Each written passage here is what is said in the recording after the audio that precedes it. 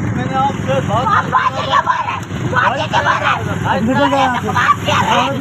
खबर शामिल करते हैं नवाबशाह से, जहां पर गुज़िश्ता शब पुरानी सब्जी मंडी रेलवे ओवरहेड ब्रिज पर एक अफसोसनाक वाकया पेश आया, जहां पर रोजाना पुल के ऊपर मोड़ के पास एक खूबरू और मजबूर औरत अपने बच्चों के लिए आने जाने वाले अफराद से भीख मांगती है, जिसे उबाश नौजवानों ने जिनसी हरासा करने की कोशिश की, जिस पर इस औरत ने मुश्तहिल होकर थप्पड़ बरसा दिए। HRJDO जिले इंतजामिया से मुतालबा करती है कि इस वीडियो में नजर आने वाला शख्स के जिसे ये औरत थप्पड़ मार रही है, इसे जल्द गिरफ्तार किया जाए। और HRJDO DC नवाबशाह से मुतालबा करती है कि नवाबशाह शहर के दोनों बलाई पुलों के पास खड़ी होने वाली इन खूबरू भिखारनों का डेटा मालूम करके इनकी जायज मदद करे, ऐसा ना हो कि कोई भयानक वाकया पेश आ जाए।